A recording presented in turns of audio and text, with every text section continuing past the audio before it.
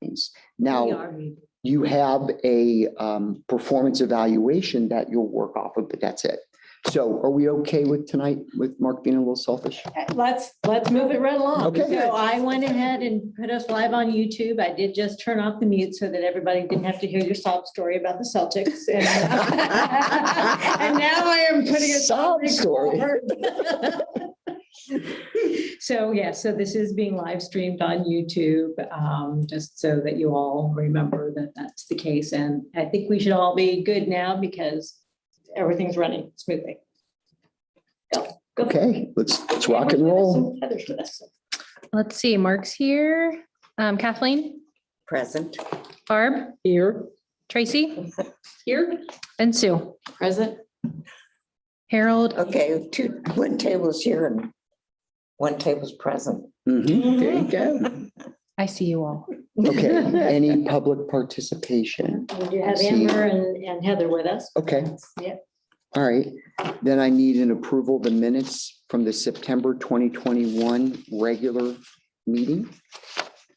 I'll second. Mark, Yes, Barb, Yes. Kathleen, Yes. Tracy, Yes. Sue. Yes. okay, Lynn, correspondence, please. Okay, so I sent those along, but I do have copies if anyone wants paper of both the correspondence and the announcements. So you'll just have to let me know about that. I'd be happy to give you. We have someone's hand raised. Okay, all right, so correspondence. So the Public Library Fund is still looking really good. And you want the announcements as well? Yes, please. And I think, again, Sarah, we'll have to, yay or nay, that we have either already reached what we anticipated for the Yep. entire year. Have. So we still got 2 months to go in Yep. the PLF, and we've already reached what we anticipated. Yep. Great. Just an example, PLF for this October versus last October was about $10,000 higher. So Doing very well with revenue. We did receive a couple of notes from patrons. We have a person who comes and stops in occasionally, and he's from Rochester, New York, but for whatever reason, comes through this area and stopped at Georgetown and gave them a kind of a pat on the back for what they're going through, and it's actually then stopped here and left me a note about the same thing, which was really nice. And then Chris and Chuck Bates of Fayetteville, along with sending a really nice check for the Fayetteville Library, also wrote me a little note that says, "You have great people and offer great services. We're grateful for the library." So really important to hear those kinds of things from our patrons. Ohio Library Council stuff, they were pretty busy this month preparing for their first in-person convention in 2 years. But beyond that, they reported, and you can see this in that, of all of the state organizations that gave out COVID home tests, public libraries distributed 44% of all of them statewide. Wow. Wow, that's impressive. That's hugely impressive. And That's they're going to be impressive. changing things, and I have no idea how, but that we're going to hear about that tomorrow.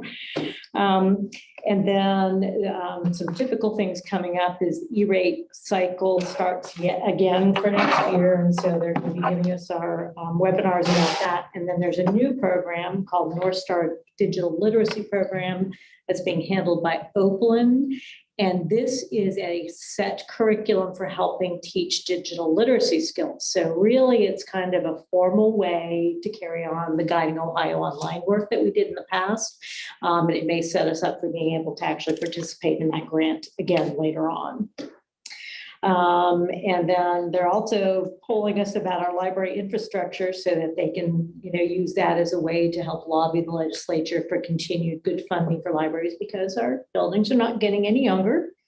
And then it was a great convention last week. We'll probably talk a little bit more about that in bits and pieces throughout the meeting here.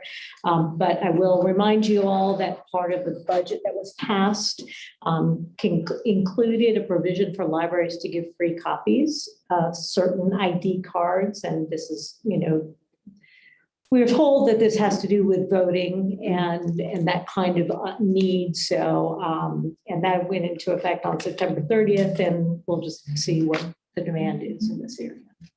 So, all I got. Thank you, Lynn. Free ID card for voting. Free copy of their ID. I don't know what the needs are to be able to prove. We've been told that there's a connection to elections and documenting who you are when you go and vote, and that there may be a need for people to provide. You have to provide your driver's license, whether you're face-to-face or you're voting like absentee. But If you you're don't, voting absentee, maybe they don't. want you to put a copy No. of your license in there? nope. They don't? So I don't know, but that's what we were told, was Okay. probably a driving factor. But I remember, this work at the passed- polls, this so. passed at the end of June. Yeah, So there may have been things that have happened yeah. since then Who that knows? negated the need, but it's a law. Yeah. So Okay. we comply.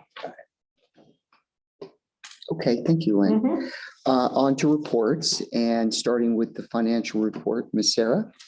Thank you. Appropriation summary report. For the month of September, our salaries were at $60,525. That was up about $4,000 from August. Employee fringe benefits, $14,522. That was up around $1,100. Purchased and contract services, we were at $11,536. That was down about $7,800. And then library materials and supplies, $17,968, and that was up about $6,100.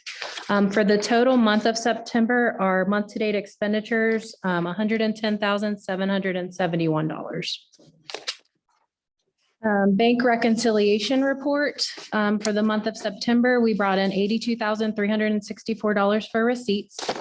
Payments, $111,727. Adjustments, which were some friends payments, 944, giving our adjusted bank balance, $1,150,934. Bank balances, I just talked about that. Outstanding payments. I do have 2 outstanding checks for the month of September.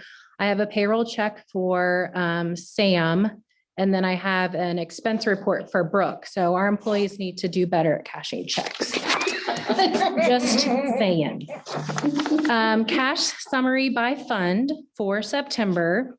All funds expenditures were $110,771, which I already mentioned. Our bank balance, $1,152,934. General fund cash flow report. I already mentioned a couple of those things. Oh, no, the fund for the revenue. Our September PLF was 79,883. I need to make that font bigger. Property tax allocations, homestead rollback. We received some in August, but we received a little bit more in September for $425. Services provided from other entities. That was the law library space. They paid their third quarter or fourth quarter lease was $1,530. Some other receipts for $495, giving our total general fund revenue $82,334. Our total general fund expenditures, those were the numbers I already kind of talked about. That was $103,926. The September 2021 expenditure reconciliation reports. Total payments that I made were $37,758. Our 2 payrolls for September 15th and September 30th. The first one was $30,660. The last one of September was $28,744. You can see the OPERS board chair was $8,260. Board chair for Medicare, $831. Health board chair was $4,517. And those local payments, those are what I paid for the quarter. Employees paid $1,123 for health insurance for my total of $110,771. Any checks about the payment or any questions about the payment listing? Any checks that, any questions? Lots of claims. Yep. You can see all of those adjustments at the top. Fund summary. Our total open POs for all funds is $106,551. The last report you have is our nice quarterly comparisons between where we were at the end of third quarter 2020, and then where we are September 2021. So real quick, I know Mark wants to get out of here. Our public library fund, this is a great comparison to show you where we are versus last year. We're up $90,210 from the end of September last year. So that's awesome. The local taxes and rollback, we are up $23,300. So that's up too. Other receipts, that's down $18,757. And that's because of being fine free. We're just not bringing in the money that we had in the past. We didn't have any transfers at this point last year. We did. So this number is not going to seem as big because keep in mind, we transferred in to the general fund last year. So that's zero this time. So we're down, which we shouldn't be because I don't like that number right there. You see that 100,000. So it says we're down $10,427 compared to last year, but all of our numbers are much higher because of that. The expenditures, salaries are up 67,000, and that's because we had so many employees on furlough last year. So that number seems higher. Employee benefits, that's up 7,000, and that also has to do with some furloughed employees last year. Library materials and services, we are up 7,839. Other operating expenditures, we are up 10,596. We had that transfer out, and I believe that was September, leaving our total expenditures up 116,272. Any questions about where we're at for the end of third quarter? But if you look at 2019, Yeah, it's almost exactly the same. Yeah. So I kind yeah, of skip 2020 sometimes because you just can't. yeah. Excuse it. Yeah. Well, and that beginning cash balance for the general fund, that 100,000 transfer, that killed my numbers for 2021, but maybe I should have looked back 2 years, but so that's a great picture of where we stand at the moment. Very healthy. Yes, Yes. thank you, Sarah. You're welcome. So I'm going to need a motion. I'll second.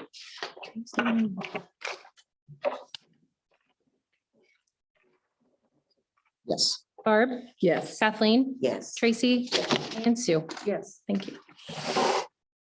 Okay, we're going to need a motion to establish special fund and set appropriations for ARPA grant.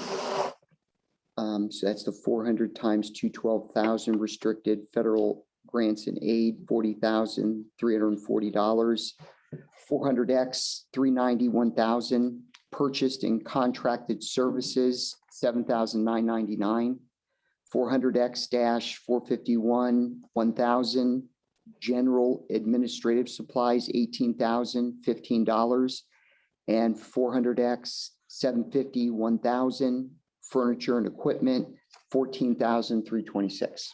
So this is the grant that we wrote for the state library for the federal funds coming through the state library to do outreach services. And it will cover things such as pop-up canopies for each of the branches, so we can take a show on the road, and banners and PA systems, portable PA systems, a video conferencing set up for each branch so that we don't have the one to cart around to all the branches. And so lots of different things, all of them related to dealing with the changes we've had to make because of the pandemic. And so that first line, the 212, is actually the revenue line, the money coming in, and then the other, the expenditure lines. And those are all dictated by the federal government's way of doing their accounting. You see an X in there because our accounting system assigns a number, and we don't know what that's going to be yet. So that's the only kind of thing, but that's what that's all for. And we have until July 31st to finish all this grant work. So as soon as November 1 hits and they say we can move, we're going to start buying things and doing things. I'll You're looking move. forward to that. Yeah, I'll move. I'll second. Mark, Yes. Barb, Yes. Kathleen, Yes. Tracy, Yes. Sue. Yes. Okay, on to the librarian's report, starting with the building report and statistics. So you have the building report in front of you. Didn't know if you had any questions, and you do have a couple of managers on hand if you had anything specific to ask. Fayetteville or Sardinia or Mount Orab, I might be able to answer something if you had a question about Georgetown. And we also did include some pictures. Can you just tell us how it's functioning in Georgetown? How is it functioning in Georgetown? So we really have nothing going on the bottom floor because there's still work to be done. So the staff who had been there are kind of doing things, tucking corners on the second floor or the ground level. The meeting room is full. And I mean, imagine a perimeter of roughly 4 feet around the meeting room. And then everything else is boxes, completely filling that space and way up, because that's all except for the furniture from the downstairs. Contents had to go somewhere. And so they're open now to the public, obviously only the ground floor and the upstairs. When did that happen? That happened October 1st. Okay. We did send information to the paper, but I haven't seen it in the paper. It never got printed. So we're gonna have to try something again, but we do put it on our own media sites. And, they're keeping really pretty good morale. They're finding ways to balance being there or working off site so they're not all cramped into small, spaces at the same time. And patrons are being pretty understanding, but, lots of questions, obviously, and it's moving slowly. Thank you. Yeah. I mean, if there's anything else that you have specific questions about, there's probably lots of detail we could throw in there, but I had a few Georgetown patrons come over here and they're like, oh, I like this little library where it's on one level. yeah, it's on one level, that's right now. Yeah, so the elevator's still not working because the parts we just got notice today that the parts are due in on mid-November. So it's gonna be mid-November before the work is done on the elevator. So for now, staff are retrieving things for people who cannot get upstairs. But the number of locker uses has surged tremendous. I think it went up over 500% in September because patrons who didn't want to use the lockers because they wanted to go in and see the staff now don't really have much of an alternative if they're picking things up, So it was everybody kind of went, wow, but I think people realized it's not hard to use them and it's very convenient. So that's what's going on. I don't know, anything that you saw in the month of September, other than that it was wacky and fair going on and. Story time's back here, so we were really excited. Story time, The yeah. numbers went up, like we consistently stay around 35. So it's like trying to keep them off of each other though. Yeah, What kindergarten? well, and lots of times they're outside, they're out the back, Yeah. yeah. Had a story walk the other day. Yeah. Hopefully. If no other questions and we can go on and talk about statistics if you want. Typically, September is a slower month for our library system. I think a lot of that has to do with the fact that school starts, but then it kind of gets upended by the fair. And so we saw some of that general trend. But we also saw some things that contradicted that as well. So like the total circulation, I just looked back at August numbers, and the total circulation in August was only a little over 12,000. So that stayed very stable. And actually, our interlibrary loan increased by almost 1,300 items. And it might have something to do with the fact that the delivery service is getting a little bit better about what they're doing. Yay. Let's see, what else? The number of programs, of course, we did the fair parade and we had a booth at the fair, so that we drew, reached a lot more people with programming than usual.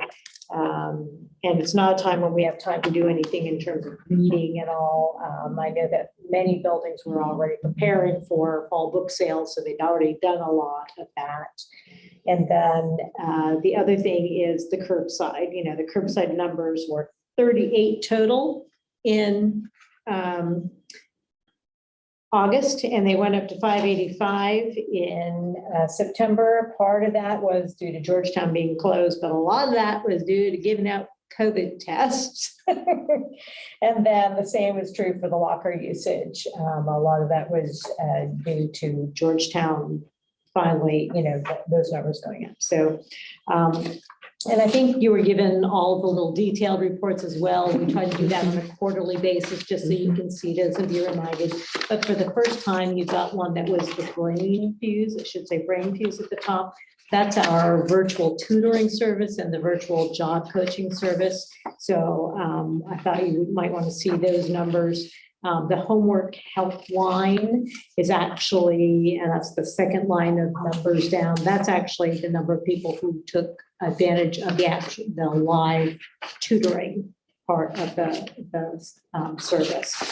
So, and then the database is static resources.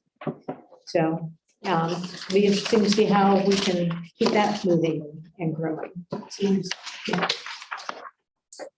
I think that's it for statistics, so we can move on to announcements if you would like, and I do have copies of the announcements as well if you need a printed copy. Moving.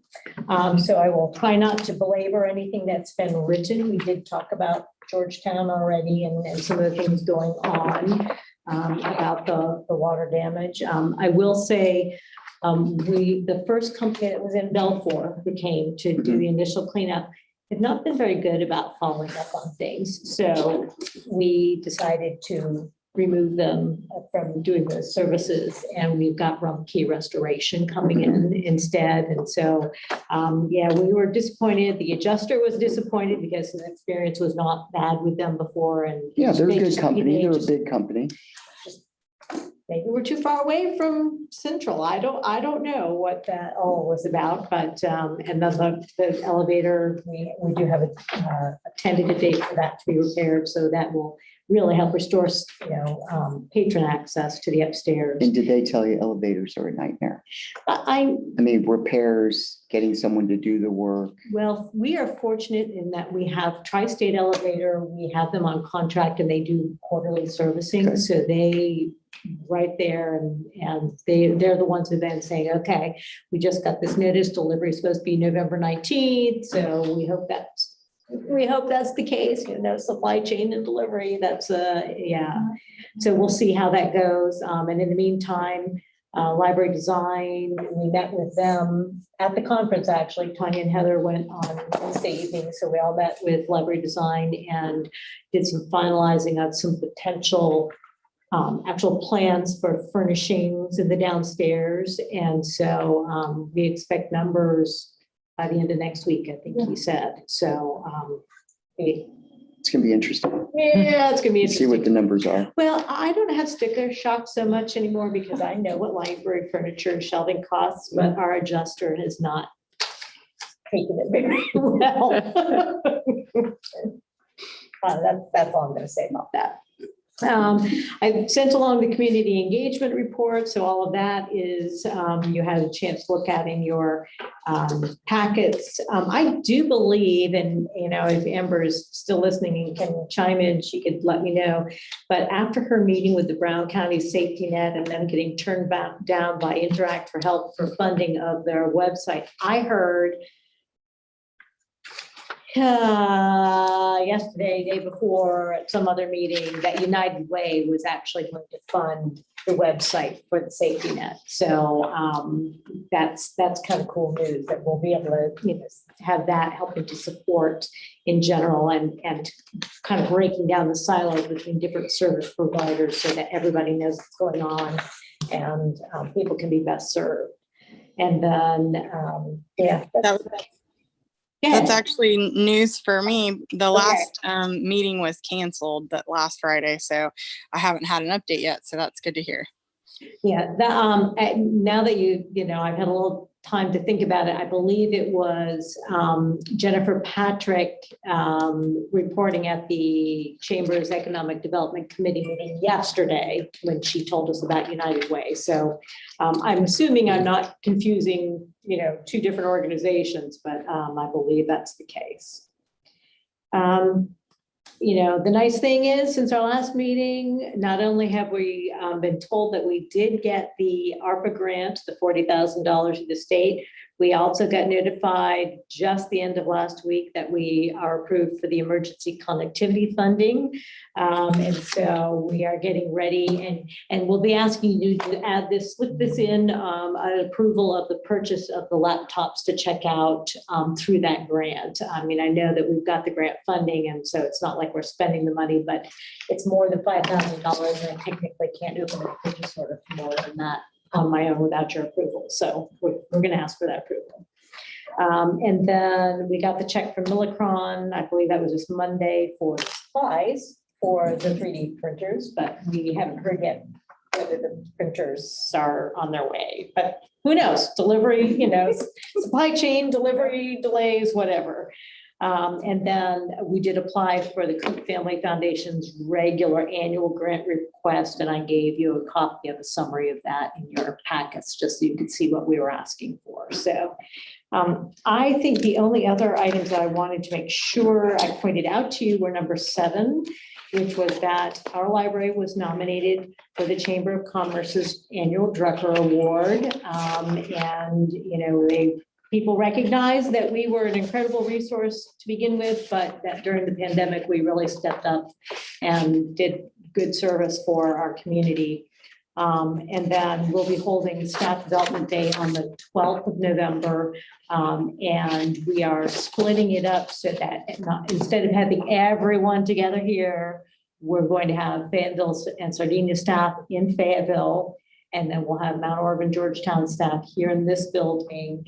We'll be broadcasting so that the speakers will be live at both of the branches. And then we're having boxed meal brought in and that kind of thing and other activities. But we figured that was a prudent way to make sure that we weren't all on top of one another and watching the COVID in action. So that's all I've got. Thank you, Lynn. All righty, so we've got committee reports, Personnel Committee.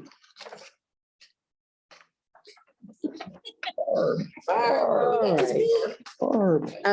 We will be including information in your next packet regarding some benefits adjustment as well as what we propose for wage adjustments for next year. And in addition to what we propose for wage adjustments for next year, just don't get excited because we'll have what it will be for next year, 2021, but then there will also be a column for if we increase our hours partway through next year. There'll be a column to kind of make sure if that happens, so you know what else we might be looking at. So lots of information coming. Okay, thank you, Barb. Okay, number 6, an update on the Georgetown facility project. So this would be, pardon me as I talk around the apple in the corner of my mouth. This would be the project we had started working on before the water pipe broke, right? We were actually thinking about doing renovations before the water damage. So I had a conversation with the Cook Foundation, brought them up to speed on everything that had transpired. They said, oh my goodness, yes, use the money we already gave you for doing anything you might need to help assess and, prepare for. And they also asked for, well, what would it take to do the entire building instead of doing small phases of renovation? So I also asked Library Design to come up with a number based upon, we know kind of what has to be done for downstairs pretty specifically now, but then making upgrades, knowing what cost per square foot for doing certain things is, and bringing some specific things up to code. So they're going to give us as close as they can without us having a specific plan, what a general cost would be for doing the entire building. And they just wanted a ballpark anyway, right? You know, I mean, just a, Because you never know, especially with a building that old and that has 1923, 1989, and 1997 pieces to it, you're going to run into, who knows what you're going to run into I eventually. think of code upgrades. Yeah. Type of stuff. Yeah. Yep, which can add up. Yeah. So we'll see what happens with that, we'll get some numbers and share those and then we'll move on to the next step. In the meantime, now that we've got some of these other grant things under control, we're going to focus back on okay, it's time to do community assessment and all those other things that kind of got on hold while we dealt with the major part of water destruction. Yes. So, Okay, thank you, Lynn. Number 7, we need a motion to approve the contract with Pro-Kill for pest control services at all branches, 11/1/21 to 10/31/2022 at $14,000. And it's noted, it's unchanged since 2017. That sounds like a no-brainer. Yeah. and we have no problems because they come and do the treatment quarterly and we're very well protected. I'll second. Mark, Yes. Barb, Yes. Kathleen, Yes. Tracy, Yes. and Sue. Yes. Number 8, we need a motion to approve disposal of property, which is your yellow page. I'll move. I'll second. Mark, Yes. Barb, Yes. Kathleen, Yes. Tracy, Yes. and Sue. Yes. So Amber's going to be busy getting rid of some things. Now that she's got the full official go-ahead for managing the Sardinia building, she's cleaning house is what she's doing. Thank you. And then we'd like to, well, actually, you can either slip it in now or slip it in after the personnel policies. I actually brought the quote for the laptops, if we want to add that in. I know Sarah is ready to do that as well, so wherever you would like. Oh, Did you okay. have it somewhere? I put it at the very end after, it doesn't matter though.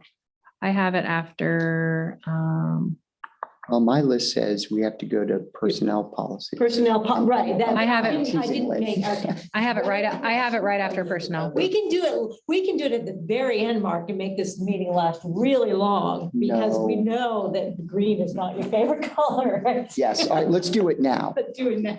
Yes, great idea. All right. Thank so you. This is a copy of the quote for the laptops that will be used to check out 2 patrons, and you still have one, right? I gave, I think it's I have it. okay.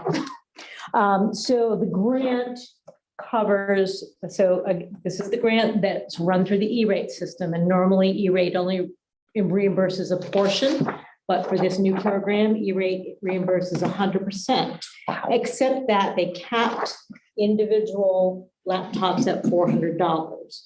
We thought that this particular bundle, which was a little above the 100E bundle, was a better option for our patrons. So we're willing to assume the $1,050 in our regular budget for that. Because that's 10,000. 42 times 25. Yes, yes. So $10,000 of that 11,050 is covered by the grant. Well, this is a tough call. Oh, So we would need a motion. Can I ask a quick question? absolutely. Do you happen to know, in the paragraph above where the image Yes. of the computer is, the very last line, it talks about the wireless LAN standard 802.11 AC. Is that the most current? One, that's what they put, they said everything is Okay. up to, and I There's so many believe, letters, you know what I mean? exactly. I don't know what letters are. Well, and I recently was just, I had to fill out a form for them before they could place an order about Google licenses and this, that, and the other. And so there are a lot of little tweaks and details, but they know that we want something that is the most prepared to last us the longest and not be a problem with any of our other. Nice. And you got educational pricing too. Yes, we did. Yay. Okay. A motion? I'll move. We have one. I'll second. Thank you. Mark, Yes. Barb, Yes. Kathleen, Yes. Tracy, Yes. and Sue. Yes. Okay, number 9, a motion to approve the personnel policies, which is just one, which is the remote work, which is new, which is very near and dear to my heart since it's been that way for a year and a half. Right, so remote work is not going to go away. I mean, we even did it before, the pandemic happened, here and there, but it became a regular thing for certain employees based upon what their responsibilities, and activities were. And this policy, I actually started searching around Ohio Library Council and other libraries and found what is essentially what is before you. Then I went to the SHRM, the Society for Human Resources Management, the national group, right? Guess whose template those libraries used? SHRM's Wow. template. And then beyond, I changed, there was an older phrase, telecommuters, that had been used all throughout. And so we changed that wording and did a little tweaking where things were not really, we're not a company of 1,000 people that has to deal with, that kind of remote work. And so we got rid of some of the things that really applied to very large organizations. But, I think this closely matches how we want to do it, how we need to do it, and gives good guidelines. So 2 biggies. Biggie number 1 is going to be under 3.6.3 safety and security, where it talks about employees are expected to maintain their home workspace in a safe manner, responsible for notifying the employer of any injuries, and then the employee is liable for any injuries sustained by visitors. So would there ever be a situation if someone's working from home that another employee would be stopping by in a work type environment? I'm going to say no. And so, that becomes important because if, Buddy Billy stops by, for lunch or something like that, when you're working and Billy slips and falls, you don't want that coming back on us in a creative way. So that was good. The other biggie, and something that we have at Great American. So one of my besties, Tina Boone, signs this. She was one of the first to do remote work. Was, we're not letting you stay home to watch the kids. Mhm. And you have to sign an agreement saying there are no children at home Mhm. and you're not babysitting.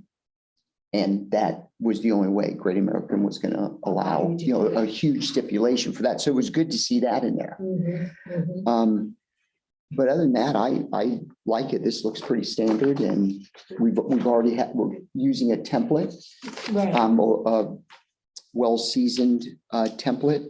And those were the 2 things I was looking for when I looked through that. Okay, and good. they're in there.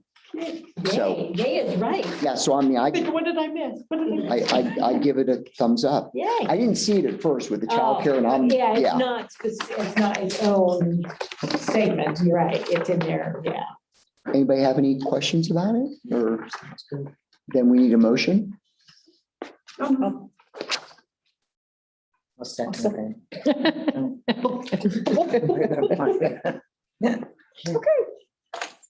Okay. so Mark? Oh, I'm sorry. Yes. Barb, Yes. Kathleen, Yes. Tracy, Yes. and Sue. Yes. And I do apologize for putting the other item on the agenda. That's next month that we're going to be looking at the paid leave. So I got ahead of myself. Okay. All right, so we're going to need a motion to enter executive session to consider the employment of public employees. Sue. Yay. I'll second. Oh, God. I'm sorry. Mark, Yes. Barb, Yes. Kathleen, Yes. Tracy. Yes. And Sue. Yes.